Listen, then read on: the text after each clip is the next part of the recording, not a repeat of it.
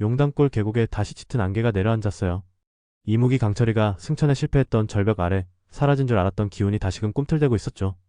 열이와 강철이는 팔척기가 남긴 흐릿한 기운을 쫓아 절벽 근처로 향했고 왕의정은 상선과 호위무사들을 대동하고 마을 어귀부터 조용히 탐문을 이어갔어요. 광화문집에 기록된 단서들은 모두 이곳으로 향하고 있었고 마치 100년 전의 망령이 이 땅에 다시 모습을 드러내려는 듯했어요. 그때 땅 밑에서 솟아오르던 희뿌연 기운이 갑자기 엉겨붙더니 한 사내의 형상을 그려냈어요. 윤갑이었어요. 그리운 얼굴, 선한 눈매, 긴 손가락도 생전 그대로였어요. 여리는 숨이 멎는 듯한 고통 속에 한 발짝도 움직이지 못했어요. 그 모습은 너무도 선명해서 차마 진실인지 환영인지 분간조차 되지 않았어요. 윤갑의 형상을 한 홀령은 여리를 똑바로 바라봤어요. 그러나 그 눈빛은 낯설고 차가웠고 입가엔 기묘한 미소가 어려 있었어요. 여리가 알던 윤갑의 따스함은 그 어디에도 없었어요. 강철이는 이를 보자마자 여리 앞으로 나섰어요. 그건 윤갑이 아니었어요. 팔척기였죠. 윤갑의 모습을 빌려 여리의 마음을 흔들기 위해 만든 기만에 불과했어요. 여리는 무너질 듯 마음이 휘청였지만 끝내 고개를 숙이지 않았어요. 맺힌 숨을 토해내며 경기석을 움켜쥐었고 그 손끝이 푸르게 빛났어요. 여리는 낮게 읊조렸어요. 넌 윤갑이 아니야. 순간 번뜩이는 기운이 홀령을 감쌌고 파르르 떨리던 형상이 기괴하게 뒤틀리며 본래 모습을 드러냈어요. 그것은 윤갑의 얼굴을 한 껍데기에 불과한 악기의 분신이었어요. 홀령이 안개 속으로 흩어질 때 여리는 비로소 윤갑이 완전히 떠났음을 받아들였어요. 윤갑은 죽었고 그 죽음을 조롱하듯 터울로 이용한 악기는 사라졌어요. 여리는 눈을 감은 채 경기석을 가슴에 안았고 마음 한켠이 뻥 뚫린 듯 아릿했어요. 하지만 그 고통보다 더 무거운 사명이 남아있었어요. 강철이와 함께 지금 눈앞에 존재하는 악을 꺾어야 했어요. 그 순간 경기석에서 아주 미세한 울림이 퍼졌어요. 여리는 훔친 눈을 떴고 그 속에서 다시금 들려온 윤갑의 목소리는 희미했지만 분명했어요. 여리야, 나는 아직 여기 있어. 짧고 낮은 속삭임이었어요. 그것은 팔척기가 일부러 남겨둔 윤갑의 마지막 파편, 홀령의 일부분이었어요. 목적은 하나였어요. 여리의 마음을 무너뜨리는 것. 윤갑의 잔향처럼 남은 목소리는 여리의 귓가에 계속 맴돌았어요. 그것이 윤갑의 진짜 홀령인지 팔척기가 의도한 잔재인지 알 수 없었어요. 그러나 여리의 내면 깊은 곳에서부터 감정이 요동치기 시작했어요.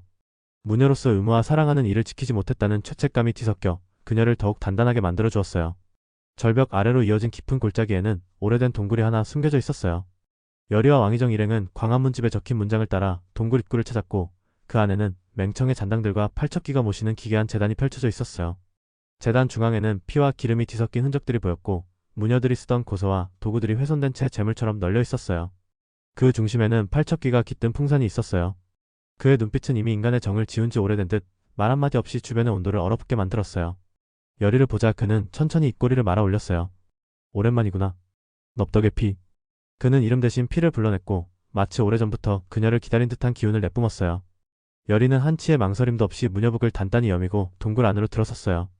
손에는 자신이 직접 새긴 부적이 들려있었고 발밑엔 이미 정갈하게 그려진 의식의 원이 놓여 있었어요.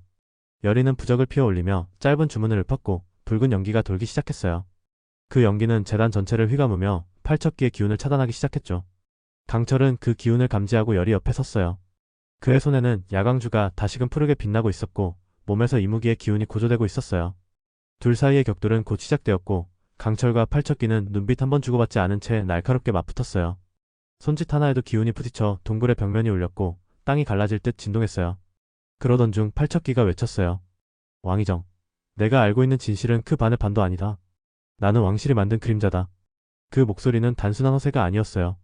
동굴 안에 있던 이들의 표정이 일제히 굳었고 왕의정조차 얼굴을 굳힌 채 말없이 입술을 앙다물었어요. 여리는 왕의정의 반응에서 무언가 더 깊은 진실을 감지했어요. 혹시 팔척기가 말한 그림자의 시작이 100년 전 연종 대왕의 시대에서부터 비롯된 것일지도 모른다는 의문이 머릿속을 스쳤어요. 여리는 의식의 손을 멈추지 않았어요. 하지만 다시금 귓가에 들려온 목소리가 그녀를 멈칫하게 만들었어요. 내 뜻은 너였다. 윤갑의 것이라 믿고 싶은 그 속삭임은 여리의 눈동자를 흔들었어요. 이 싸움은 단순한 원기와의 싸움이 아니었어요. 여리는 더욱 단단히 마음을 다잡았고 부적을 날려 제단 위를 밝게 채웠어요. 그리고 그 광희 속에서 본격적인 대결의 막이 오르려 하고 있었어요. 제단을 타고 흐르던 기운이 거세어질수록 윤갑의 잔영은 여리의 마음을 끊임없이 흔들었어요. 그 목소리는 마치 팔척기 안에 남아있는 윤갑의 마지막 의지처럼 느껴졌고 여리는 그것이 진짜일지도 모른다는 희망에 한순간 흔들리기도 했어요. 그러나 여리는 무녀였고 선택의 시간은 지금이라는 걸 알고 있었어요. 그녀는 강철에게 눈을 돌려 함께 버틸 준비를 마친 얼굴을 확인했어요. 마침내 강철과 팔척기의 기운이 정면으로 충돌했어요. 야광주가 붉게 빛나며 팔척기의 검은 맥을 찢어내기 시작했고 열이는 틈을 노려 결계 안에 팔척기를 봉인하려 했어요. 하지만 팔척기는 여전히 강력했어요. 그의 몸을 둘러싼 어둠은 형체 없는 망령들의 울부짖음으로 이뤄져 있었고 그 기세에 재단마저 흔들렸어요. 결계가 조금씩 금이 가고 있을 무렵 팔척기는 마지막 힘을 끌어올려 강철을 겨냥했어요.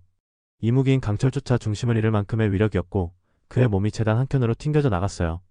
열이는 그의 상태를 확인할 틈도 없이 재단 안쪽에 또 다른 이상 징후를 감지했어요. 그곳에서 희미하게 흔들리는 윤갑의 형상이 다시 나타난 것이었어요. 이번엔 팔척기가 만든 껍데기가 아니었어요. 그것은 진짜 윤갑의 마지막 조각 남은 의식이었어요. 그 형상은 처음보다 더 희미했지만 눈동자만큼은 여전히 맑았어요.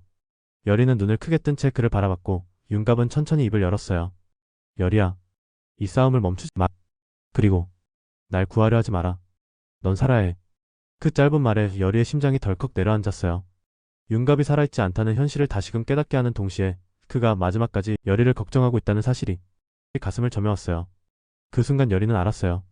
이 싸움의 끝은 누군가의 구원이 아니라 모두의 해방이라는 걸요. 윤갑의 형상은 이내 흩어졌고 열이는 그 여운이 가시기 전에 봉인을 마무리해야 했어요. 그녀는 부적을 던지며 결계를 완성했고 그 순간 팔척기가 소리를 지르며 폭주했어요. 안에 가둔 어둠이 일순 붉게 타오르더니 그대로 폭발하듯 터져나갔어요.